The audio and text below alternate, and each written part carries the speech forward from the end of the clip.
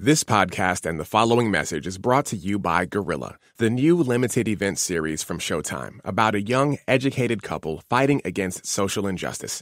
From Academy Award winner John Ridley. Gorilla, every Sunday at 9 p.m. Download the Showtime app now to start your free trial. From WBUR Boston and NPR, I'm Jane Clayson in for Tom Ashbrook, and this is On Point. President Trump says he knows how to make deals. So perhaps that's what's behind this spate of praise he's lavished on some of the world's despots. North Korea's Kim Jong-un is a smart cookie. Egypt's Abdel Fattah el-Sisi is doing a fantastic job. And Vladimir Putin is a strong leader. Does Mr. Trump really admire them, or is he saying whatever it takes to get them to the bargaining table? This hour on Point in praise of despots and America's foreign policy. You can join us on air or online. Are you worried about what looks like an affinity for despots and tyrants? Is President Trump crazy or crazy like a fox? Join us at onpointradio.org or on Twitter and Facebook at onpointradio. Joining me now from Washington is Susan Glasser. She's the chief international affairs columnist for Politico and the host of the weekly podcast, The Global Politico. She's the former editor-in-chief of Foreign Policy magazine and the former Moscow bureau chief for The Washington Post. Susan Glasser, welcome to On Point. Well, thank you so much for having me. Great to have you. Here is President Trump right out of the gate here expressing admiration for the North Korean leader Kim Jong-un in an interview with CBS's Face the Nation on Sunday. A lot of people don't like when I say it, but he was a young man of 26 or 27 when he took over from his father, when his father died. He's dealing with obviously very tough people, in particular the generals and others. And at a very young age, he was able to assume power. A lot of people, I'm sure, tried to take that power away, whether it was his uncle or anybody else. And he was able to do it. So obviously, he's a pretty smart cookie. Pretty smart cookie, Susan Glasser. In the span of 48 hours, the president said he would be honored to meet with the North Korean leader. He also invited the Philippine president, Rodrigo Duterte, to the White House. Give us a sense of why this is raising eyebrows. You know, I have to say, it's one of those conversations that's really frustrating in a way, right? Because it's the thing about Trump and the dictators is that it is only surprising that people are surprised. But it is still stunning, right? So it's not surprising, but it's still shocking, I guess, is what I would say. Trump has a very long history, really, if you go back and look, at lavishing praise on strong men and people he perceives to be tough guys or big leaders. And this predates, by the way, his interest in running for the presidency. Amazingly enough, as a younger real estate magnate, he traveled to the Soviet Union when it was collapsing in the late 1980s. And you know what? He said he didn't like Gorbachev because he wasn't a strong enough leader. Saw him as weak. Yeah. Exactly. So this is a through line that runs across Trump's history, and therefore I think it needs to be taken quite seriously. He criticized the Chinese for not having a crackdown before Tiananmen Square.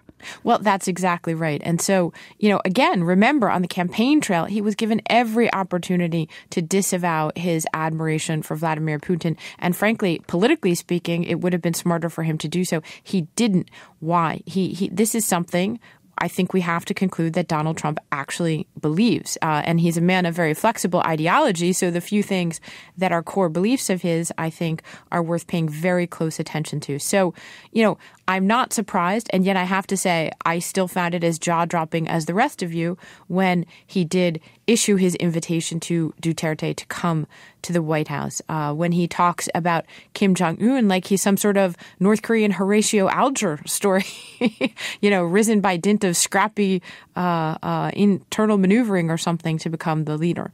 That's not how it works in that system. So with regard to that invitation extended by the president to the Philippine president on Saturday, here is, actually, in advance of that, the Filipino president has been accused, we should say, of human rights abuses, of his anti-drug crackdown. He's been blamed for the deaths of several thousand people. So here's White House Chief of Staff Reince Priebus talking on Sunday with ABC's This Week, saying that a positive relationship with Duterte was necessary to deter North Korean aggression. It doesn't mean that human rights don't matter, but what it does mean is that the issues facing us developing out of North Korea are so serious that we need cooperation at some level with as many partners in the area as we can get to make sure that we have our ducks in a row. So cooperation with North Korea, that's the goal here. Remind us, though, what is happening in the Philippines. I mentioned the human rights abuses, the anti-drug crackdown. With regard to human rights, what's going on inside that country? Well, first of all, that's a very important country because it's been a very sharp deterioration in Philippines, which has been a longtime American partner in the region. But I want to go back to the Reince Priebus statement because it's worth noting that this is, I think, one of the consequences of having this rookie team that doesn't know much about foreign policy surrounding President Trump and President Trump himself being completely inexperienced in world affairs. If you ask any expert, they will say, no, the Philippines is not, in fact, crucial to American diplomacy on North Korea. And that's just not the case. Now, they are a key partner for the United States in the Asia-Pacific region. No question about that. They've long time been a military base and partner for the U.S. in the region. But nobody believes that they're crucial to the current realm of diplomacy in trying to find a way other than a military solution for pressuring Kim on his nuclear weapons program. You know, the road to that runs through China, almost full stop. And so I think it's a naive foreign policy misstatement on the part of Trump's inexperienced chief of staff that he would have made that linkage. And it's important for people to know that. That's North Korea. That's the Philippines. Last month, in a joint press conference with Egyptian President Abdel Fattah el-Sisi on April 3rd, President Trump said that he fully supported the Egyptian leader. El-Sisi seized power, of course, in a military coup in 2013 and has been accused of human rights abuses, including imprisoning political opponents and journalists. We are very much behind President el-Sisi. He's done a fantastic job in a very difficult situation. We are very much behind Egypt and the people of Egypt. Behind Egypt, the people of Egypt. Turkey's President Erdogan is coming to the White House in mid-May. Help us understand the concern about Trump's outreach to Turkey and to Egypt.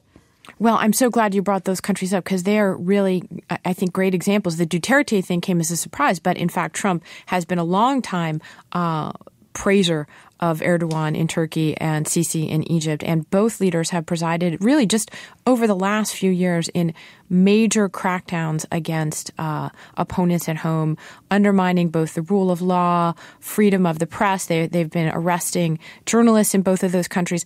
And by the way, the scale of the crackdowns there, it's even more people arrested than in Putin's Russia. Thousands of people since last year's coup or attempted coup in Turkey have been arrested by President Erdogan, including just the other day after he had sort of a referendum that was basically rigged to give him more presidential powers to continue a state of emergency. He went ahead, he banned Wikipedia in Turkey. He banned dating shows in Turkey, and he arrested or removed from their jobs several thousand more police officers after already having a very extensive series of purges over the last year. And so this is a very disturbing trend. Remember, Turkey is a NATO member, had once until very recently aspired to join the European Union. Now its trajectory is distinctly not only away from the West, but away from any vision of democracy that any of us would recognize. Egypt, of course, is really the sad underside of the Arab Spring. We focus on Syria, the horrendous civil war there.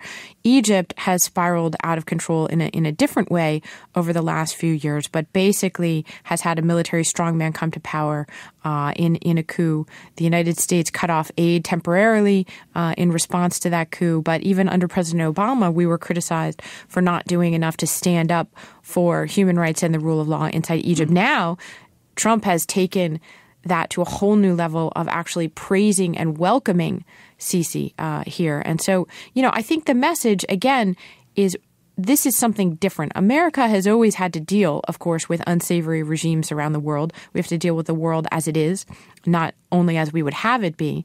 But this represents something just that nobody has seen. Democrats, Republicans, this just isn't part of the American foreign policy playbook to lavish praise on these folks in the way that President Trump has. And by the way, for no apparent strategic gain in many instances. Let me bring in from Washington Ambassador James Jeffrey. He was ambassador to Turkey from 2008 to 2010. During both the Bush and Obama administrations, he was the ambassador to Iraq from 2010 to 2012, also served as Deputy National Security Advisor for President George W. Bush. He's now a distinguished fellow at the Washington Institute for Near East Policy. Ambassador Jeffrey, welcome to On Point. Thank you for having me. So as a former ambassador, as a diplomat, what do you make of President Trump's outreach to these dictators around the world? That's a very good question. First of all, it's very important to distinguish between Trump's public statements and what this administration does. That's not good. There should be consistency between the commander-in-chief's utterings and the actions of the state.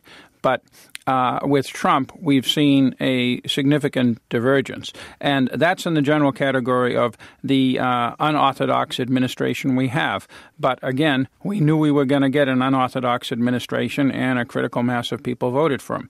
And this is the president we have. I don't think he's going to change. So is this an emerging doctrine, though, an emerging Trump doctrine that building personal relationships with rivals, even enemies, can advance American interests?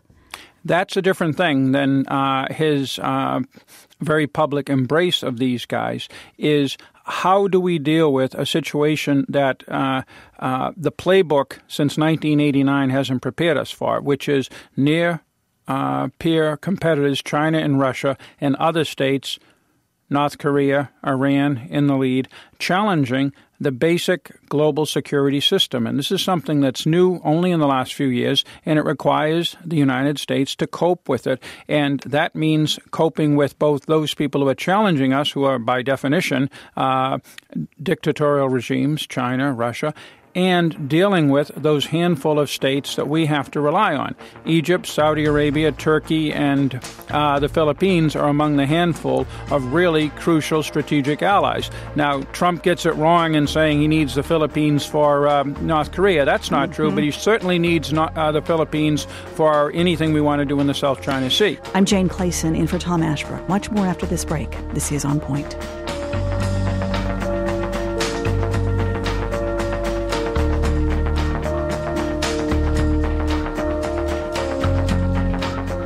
We're talking this hour about President Trump's proclivity for heaping praise on autocrats and despots. North Korea's Kim Jong-un, the Philippines' Rodrigo Duterte, and Russia's Vladimir Putin. You can join the conversation. Do we need to talk with everyone, regardless of what's going on in their countries? Is there a sliding scale of who's acceptable to speak with? I'm speaking this hour with Susan Glasser, the chief international affairs columnist for Politico, and former U.S. ambassador to Iraq and Turkey, James Jeffrey. Here's an interview with Bloomberg published on Monday, where President Trump said that he would be honored to meet with North Korean leader Kim Jong-un if it were under the right circumstances, he said. Here's how Press Secretary Sean Spicer defended that statement in Monday's daily press briefing.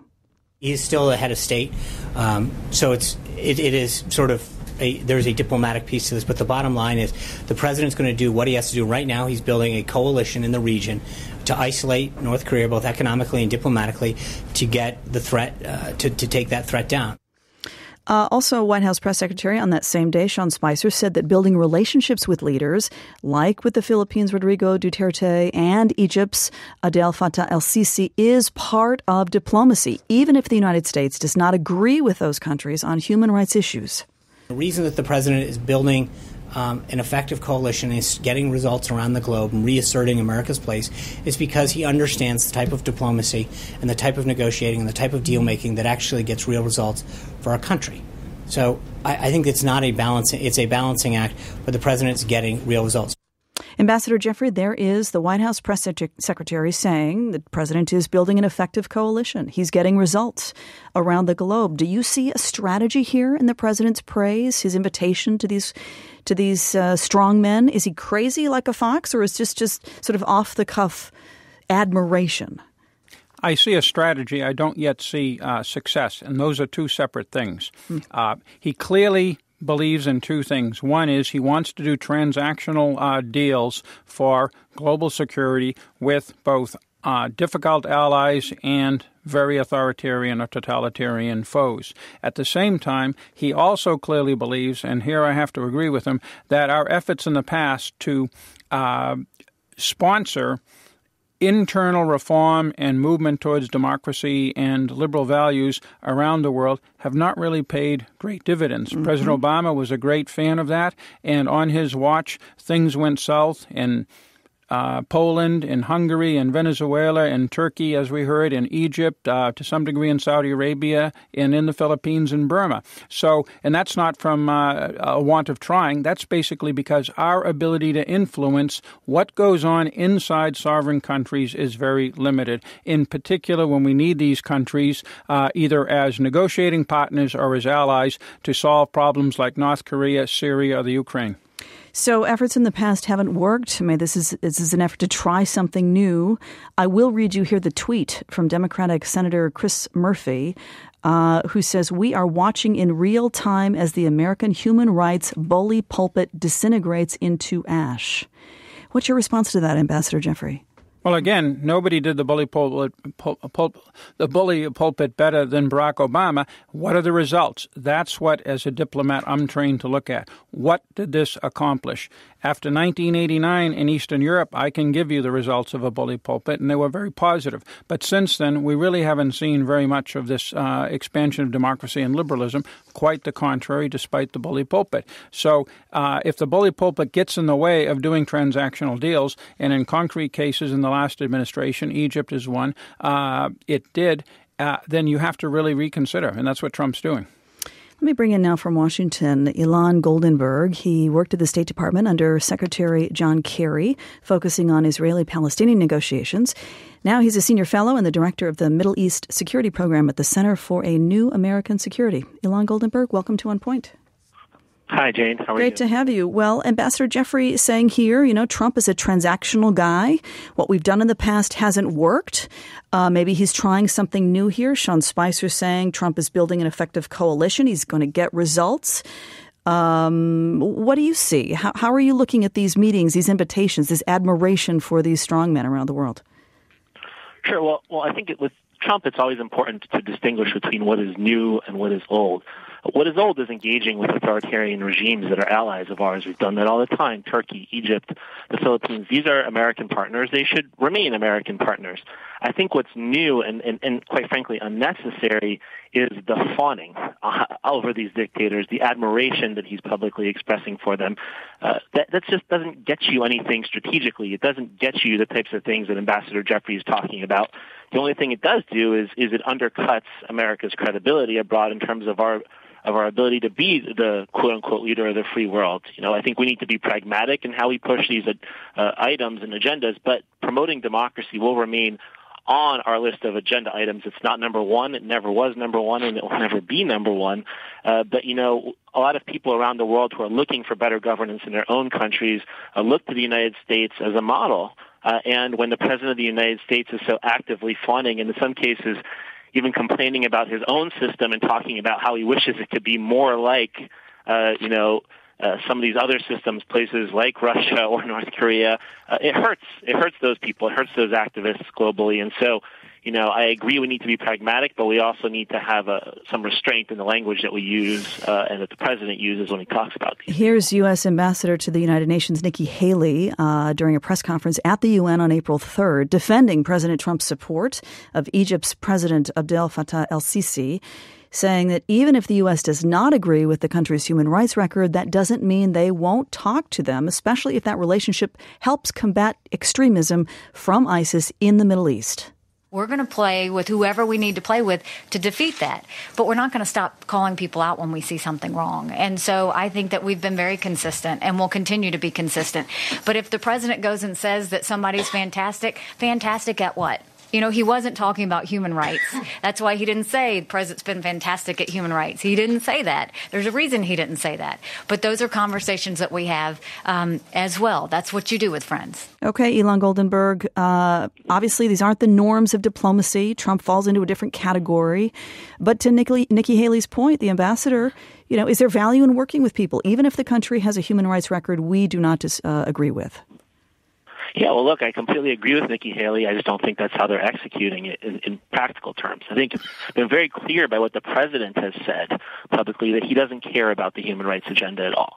And so this is how it becomes an issue. Human rights has always been an item on the agenda with the Egyptians, even when it was Hosni Mubarak for 30 years. It's never been item number one on the agenda, and it shouldn't be. And we need to have a strategic relationship with Egypt, and that makes a lot of sense. But I think that the problem is that you end up in a situation where the Egyptian leaders don't want to walk into a meeting with the president and hear a bunch about human rights. They don't even want it on the agenda. And so they'll sometimes restrain themselves in terms of what they do internally to make sure it's not on the agenda. There's this incentive. They want all kinds of things from the United States. They don't want a headache on human rights. And so in some cases, they pull back. Now, with this administration, the message is we just don't care. And as long as the message is we just don't care, that gives Sisi a free hand to do whatever he wants to do in Egypt, including a number of things that we would be firmly opposed to and we have issues with. And so, Ambassador Jeffrey, to that point, I guess the difference here is that in previous presidencies, when presidents have made an outreach of this nature, they tended to make a caveat, some sort of public or private warning about the need to uphold human rights and the rule of law. President Trump does not do that. That's true. And I'm one who's delivered many of these messages and been present when many of them have been delivered. They don't have a real impact. There I would disagree with Ilan. Everybody knows we do this pro forma. At times, and Egypt is an example or a bad example, we've actually acted. We limited the shipment or delayed the shipment of some weapon systems because of the human rights record. That is a strategy that can be debated one way or the other, but that's real and people do respond to it. But my feeling over decades of doing this is that people just shrug their shoulders. They take it as pro forma. They know that we're not going to do anything significant to enforce this. And again, the example of President Obama, who stressed this in his public statements and in much of his diplomacy, but the world went the way it went, with or without his endorsement. And I don't think that it got very far. My concern with Trump's saying these things is, again, he has a strategy, but he doesn't have success. If these guys that he's talking about are not going to do things for him because he says nice things about them. They will do things for him if he makes it painful for them to not do it or he rewards them in some concrete way. That's my biggest fear with this sort of approach that he's taken. The people around him won't take that approach, but he's the boss. Gosh, a lot of listeners want to get in here. Let me get first to Eli in Elliott, Maine. Hi, Eli. Glad you called. Welcome to On Point. Hi, Jane. Hi. Go ahead. Yeah, I just want to make a couple comments. I mean, I think, this whole conversation and almost every conversation these days about Trump is almost ridiculous. I mean, to try to get inside an empty head and try to ascribe, a strategy. We keep talking about a strategy. The guy doesn't have a strategy. I mean, he is complete. He does not know what he's looking at any given point in time. The only thing he cares about is himself, what the public perception is, and he's quite consistent and predictable in this way. I mean, you could, if you were to say, if Rosie O'Donnell were to say tomorrow or today that she thinks that Donald Trump is a smart guy, all of a sudden, the last 20 years of attacking her would disappear in a second. You're saying he likes people who praise him. I get it, Eli. Thank you. What about that, Elon Goldenberg? Is Trump, are we making this too complicated? Is he attracted to people who like him, or is he just attracted to their authoritarian style? I actually think he has some affinity to general authoritarian style based on just his history of speaking about these things, and sometimes the way he disregards American democracy, whether it's, his tweets about the courts, or, after the immigration bill or the immigration EO that was overturned, or commentary even this week about wanting to get rid of the filibuster in the Senate. I think he looks at how some of these other guys operate and wishes he could have that here, and he's finding out that the system of checks and balances in the United States doesn't give him the flexibility to do that.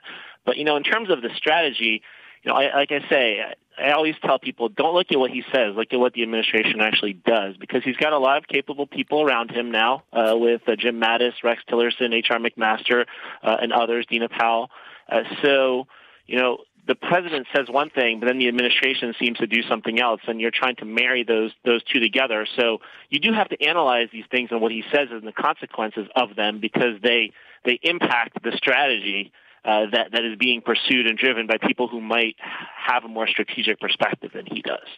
Let me play this sound from yesterday's morning edition on National Public Radio. Michael Anton, the head of strategic communications for the National Security Council, said President Trump wants to put the brakes on globalization, reassert control over U.S. borders, economic policy, and tax policy. Here he is. Allies, partners, other nations, let's say they've gotten used to America behaving in a certain way and not asserting itself in some of the ways that this president has asserted American interests. And so I think it does make them nervous. It feels to them, if not unprecedented, but like behavior they haven't seen in a long time, maybe since before World War II.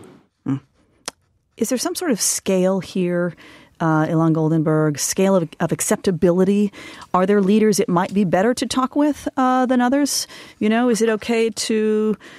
there's a list here: North Korea, Philippines, Egypt, Turkey, Russia that we haven't discussed. Is there a scale of acceptability that we should be looking at? Yeah, absolutely. These guys are all different. And some of them are traditional American partners, like Turkey, Egypt, and the Philippines. You're going to have to find ways to work with them, and you should. And I'd actually agree with Ambassador Jeffrey that our Egypt policy in the Obama administration leered too far into human rights without actually being effective, and ultimately burned our relationship with Sisi. And Egypt is a key stabilizer in the Middle East and somebody you need not just for countering terrorism. On the other hand, and look, I would even argue in the right, you should be negotiating with North Korea. I would not be offering up a presidential meeting with Kim Jong-un, and also more so, I would not be praising him. There is absolutely zero strategic benefit in my mind to praising what is possibly the most repressive regime in the world, an enemy of the United States, one that has nuclear weapons and is threatening all of Asia. There, I see absolutely zero benefit. And so this is where I think you got to distinguish. I think, for the president, it might just be an overall approach to praising these guys who he can relate to or finds appealing in some way. But the consequences in each case are different for our strategy and for those trying to, implement strategy below the president. So that's how I would think about it. I sort of think about two criteria. How repressive is this government? And also, what is its relationship to the United States? And so put those two things together and try to get, based on that, some kind of a measure for how complimentary, how nice, and how much access you're actually going to be offering these. Let's get Matthew in here from Detroit, Michigan. Matthew, you're on the air. Welcome to On Point. Hi, just a couple of things. One, he's dealing with an honor and shame culture. Honor and shame cultures? Yeah. Yes, you deal with when you deal with people by their face honoring them, and if you dishonor them, that would be the Middle Eastern culture. We lived in Turkey for 9.5 years, but to my point, some of the results. Wow, he got China to put pressure on North Korea. Obama didn't do any of that. You look at the results, all the things that Obama's foreign policy did create a vacuum for that. And I know you're going to say, oh, he's just regurgitating what Trump said, but it's absolutely true. And I wanted to ask the ambassador after the break to give us when you talk about we deal with results, what are some of the results you've seen? And of course, Obama left us, we were the tail. And it's just, I don't like I saw the impact of Tayyip Erdogan in Turkey, and it's frustrating to see these brutal dictators, but he's got to establish relationships so we can actually barter and do something with them. Matthew, thank you very much for the call. Ilan Goldenberg, I know we have to let you go. There's Matthew. He says things that haven't been working. To your mind, what are the consequences of this type of rhetoric or Trump's personal style in general? Sure. In terms of consequences, I would say that the biggest one is, this uncertainty that we've talked about that he's created across the globe, this shaking up of the system. That can work well with certain adversaries of ours. You sort of want to keep countries like North Korea, Russia, and China a little bit on edge. But you also need your allies. You need your European partners. You need people who count on you. And I think he's pretty much made everybody feel uncomfortable and unsure. And that's bad when one of the strengths that the United States has is its ability to lead this international alliance system that it's had since World War II. Ilan Goldenberg, Director of the Middle East Security. I'm sorry to interrupt. We have to go to break. I do appreciate you being with us today and appreciate your perspective. I'm Jane Clayson in for Tom Ashbrook. We'll be right back. This is On Point. This podcast and the following message are sponsored by Blue Apron. Relationships are important. Cooking together builds strong family bonds, and Blue Apron makes cooking together fun and easy. Research shows that Blue Apron families cook nearly 3 times more often. So join in, get the family together, and choose your meals each week. They come to your door with pre-measured ingredients so you can spend time with your family and not at the grocery store. With the simple instructions, everyone can help prepare the meal. There's no risk. Get your first 3 meals free, plus free shipping, by visiting blueapron.com/OP.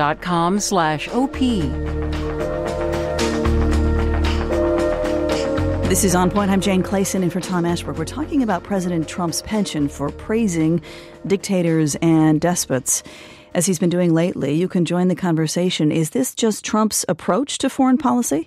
Is this what you want to see from the leader of the free world? You can follow us on Twitter. Find us on Facebook at On Point Radio. My guest this hour is Susan Glasser, the chief international affairs correspondent, a columnist for Politico. She also hosts the weekly podcast, The Global Politico, and Ambassador James Jeffrey, a career diplomat who served as the U.S. ambassador in Turkey during the Bush and Obama administrations. He was later the ambassador in Iraq from 2010 to 2012. I want to play these 2 bits here. New York Congressman Eliot Engel, the ranking Democrat on the House Foreign Affairs Committee, telling MSNBC on Tuesday that President Trump was wrong to invite Philippine President Rodrigo Duterte to the White House. There have been thousands upon thousands of people killed in the Philippines, and the President Duterte is encouraging it. I don't think that we want to be a part of that. It's like when you sleep with dogs, you get fleas. And here's Arizona Republican Senator John McCain criticizing President Trump for praising North Korean leader Kim Jong-un in an interview with MSNBC's Morning Joe. This is yesterday morning. I don't understand it, and I don't think that the president appreciates the fact that when he says things like that, it helps the credibility and the prestige of this really outrageous strongman. You know, the largest gulag left on earth is in North Korea, and we all know about their human rights abuses. We're hearing a lot from both sides of the aisle on this issue. Susan Glasser, jump back in here. There was Congressman Eliot Engel, Senator John McCain. I'm curious what the response is to all of this from our traditional allies and partners around the world. Well, look, I've been listening to this conversation as it's unfolded here, and in many ways you have Ambassador Jeffrey representing, one very sort of traditional pragmatism, realpolitik view of the world. We shouldn't do it because it's not effective, and our goal is to be effective, not to change other countries from within. On the other side, you have many of the Democrats you've quoted speaking out forcefully, saying, absolutely not, this is throwing away our principles in the world, and without our principles, what kind of an American foreign policy do we have after all? I guess what I would observe is that it's not clear that this is a strategy on Donald Trump's part as much as it's a foreign policy. And this gets to your question about our allies around the world. If it is a strategy, no one knows what Donald Trump's foreign policy is. And so it's very hard to say that this is part of a grand strategic vision for how he's going to reset America's view in the world. To the extent he had a strategic vision of foreign policy that he laid out on the campaign trail, it was not this one. It was about America first. And it was about basically taking a more restrained posture in the world in order to focus on American priorities here at home. And to a different extent, and certainly with different rhetorical emphasis, by the way, that was President Obama's foreign policy view as well. It was interesting to hear Ambassador Jeffrey criticize him correctly, it seems to me, for the lack of success in trying to figure out a way to influence what's going on inside of Egypt these last few years. But at the same time, actually, many human rights advocates, many Democrats were disappointed in President Obama for not emphasizing human rights more in his presidency. And in many ways, actually, he was sort of a Democratic Party version of a realist when it came to some of his foreign policy decision-making. Right now, I think allies around the world, I just spent last week in Europe, are really confused. They don't know what America's foreign policy is anymore. And by the way, talking about human rights being a model, saying that there is something to aspire to and that we hope to lead something called the West has been a pillar of American foreign policy in terms of both its messaging and in terms of some of its priorities for the last many decades, ever since the Cold War and even after the Cold War's end. That's been a pillar of our foreign policy. So I do think it's I would beware of people who say President Trump has a foreign policy doctrine and that this is part of some grand strategic design. Because right now, if no one can say what your policy is, then in fact, arguably, you don't really have one yet. So, Ambassador Jeffrey, to Susan's point there, with regard to foreign policy, if we have allies that are confused about where we stand, I mean, where does that take us? Allies that are confused is always a bad thing, and Susan is right. And that's why much of what Donald Trump says is then corrected by people like Nikki Haley or General Mattis or Rex Tillerson. It still is somewhat disconcerting. But here's the problem. I don't know where Susan was in Europe, but I know Germany very well, and nobody is holier than thou on standing up for international rights than the Germans because they have very little else that they can play in international affairs. Yet nobody has played a bigger role in opening up Europe's gas markets to Vladimir Putin at the same time as the Trump administration, the first time up to bat, denied a license to Exxon to work with the Russians in the Black Sea. So again, you look at the results, not necessarily the rhetoric. If we could have better rhetoric, I'd love it. But whether it's domestic or foreign policy, this is the guy that we knew about a year and 6 months ago, and this is the guy we've got. We've been talking about President Trump's interactions, his praise of leaders from North Korea to the Philippines, his invitation for many of these leaders, Egypt, Turkey, to come to the White House. I wanted to play this historical clip. This is February 28th, 2016. Then candidate Donald Trump retweeted a quote attributed to the 20th century Italian fascist dictator Benito Mussolini. NBC's Chuck Todd asked Trump about it later that day on Meet the Press. Here's that. Do you respect Putin? I do respect him. Do you? Why? Well, I respect a lot of people, but that doesn't mean I'm going to get along with him. He's a leader of his country. I say it's better to get along with Russia than not. And if Russia helps us in the fight against ISIS, which is a major fight, and Islamic terrorism all over the world. Right. Major fight. That's a good thing. Will I get along with him? I have no idea. It's very He's a possible killer, I though. won't. Putin's a killer. A lot of killers. We got a lot of killers. Why, you think our country's so innocent? You think our country's so innocent? Obviously, that was the interview with Bill O'Reilly speaking about Vladimir Putin. Here's that tweet and the questioning from Chuck Todd about Mussolini. It is better to live one day as a lion than 100 years as a sheep. That's a famous Mussolini quote. You retweeted it. Do you like the quote? Did you know it was Mussolini? It's okay to know it's Mussolini. Look, Mussolini was Mussolini. It's okay to. It's a very good quote. It's a very interesting quote. And I know it. I saw it. I saw what. And I know who said it. But what difference does it make whether it's Mussolini or somebody else? It's certainly a very interesting quote. Susan Glasser, there was Mussolini. We heard Vladimir Putin before that. You know, Senate Intelligence Committee hearings right now underway on the Russia probe. FBI Director Comey testifying. I mean, talk about Vladimir Putin and his relationship with Donald Trump and how all of this plays into that. Well, there's a lot to unpack there. First of all, what difference does it make? It's Mussolini. You know, can you imagine the president of the United States quoting Hitler or Stalin and saying, what difference does it make? It's an interesting quote. Look, Vladimir Putin, big news came out yesterday, which is they had a phone call. It was their first phone call between Vladimir Putin and Donald Trump since Trump's Syria missile strike, which angered the Russians, their proxy Bashar Assad in Syria, of course. It was their first conversation. They agreed to have their first face-to-face meeting, by the way, in early July. It will be much anticipated. And interestingly enough, it was the Kremlin press service that told us that, not the U.S. taxpayer-funded White House.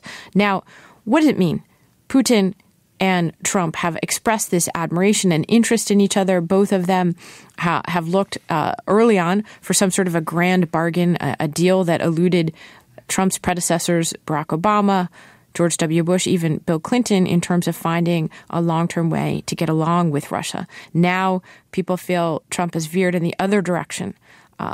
But I think it's important to pay attention to what Trump actually says. And I think in that vein, it's very notable that even with all the tough words that were exchanged after the Syria missile strike, Trump never personally criticized Vladimir Putin. He's refrained from doing so.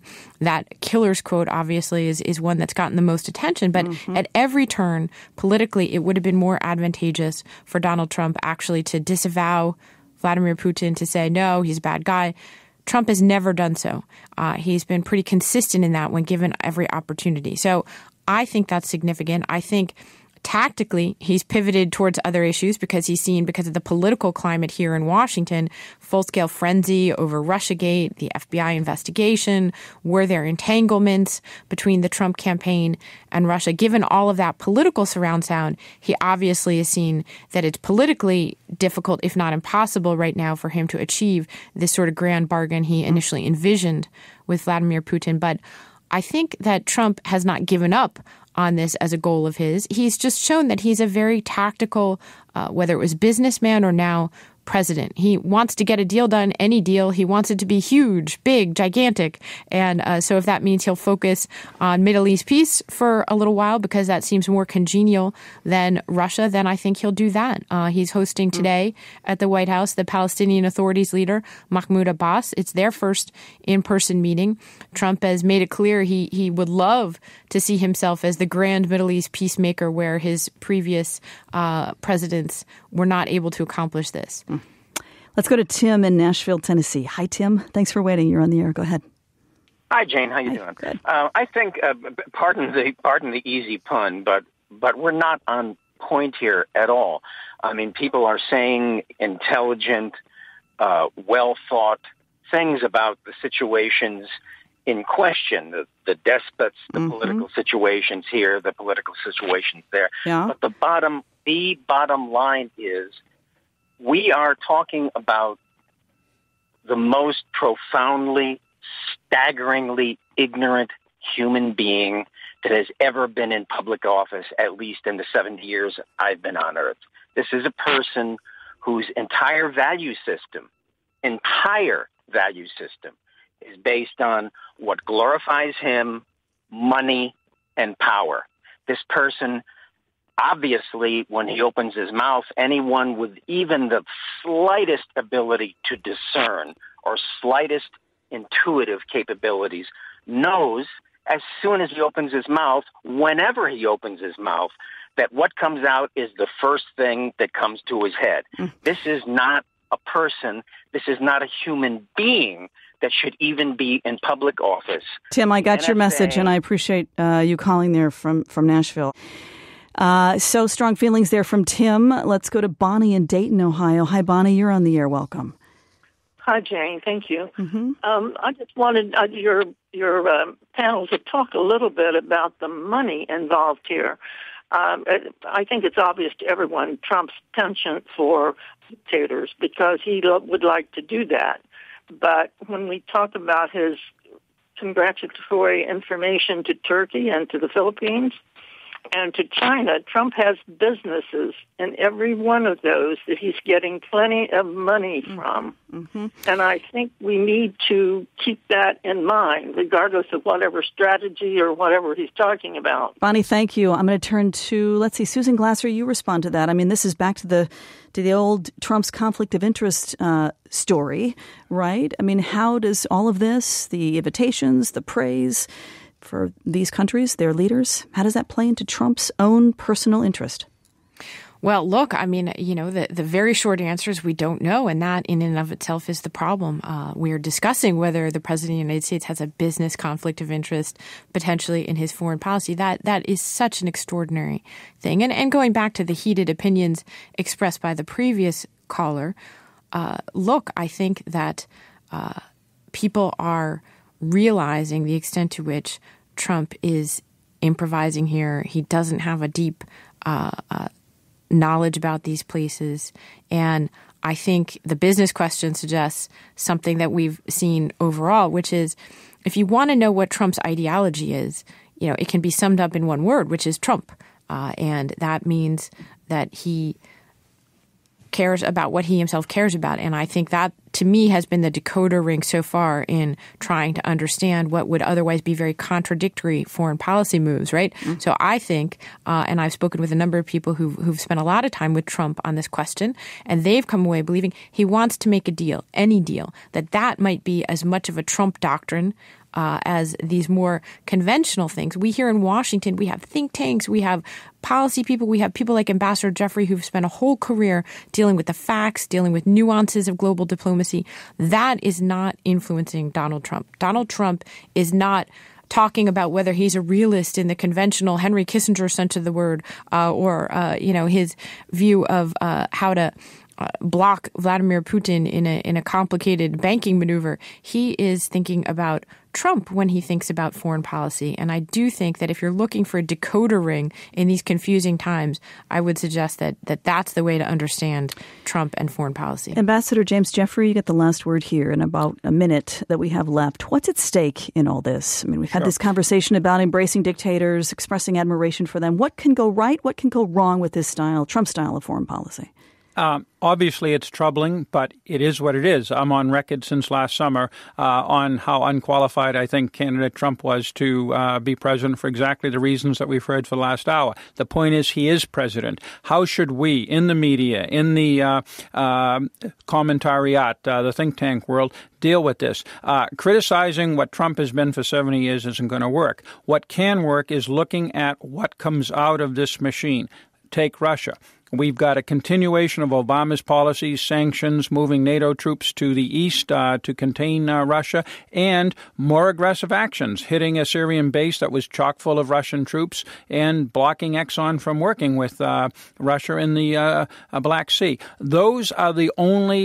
That's the only basis that we can take this guy on. Look at the results and then measure the results against American interests. If he falls short and his administration falls short, hold him accountable. But if we go after all of his musings and tweets, it's just going to be an endless cycle of he said, we said. Ambassador James Jeffrey, former ambassador to Iraq, to Turkey, among other things. Really appreciate your time today, Ambassador. Thank you. Thank you. Susan Glasser, Chief International Affairs columnist for Politico, host of the weekly podcast, The Global Politico. Really appreciate your time and perspective, Susan. Thank you. Thanks. Listeners, you can continue the conversation. Get the On Point podcast at our website, onpointradio.org. Follow us on Twitter and find us on Facebook at On Point Radio. I'm Jane Clayson in for Tom Ashbrook. This is On Point.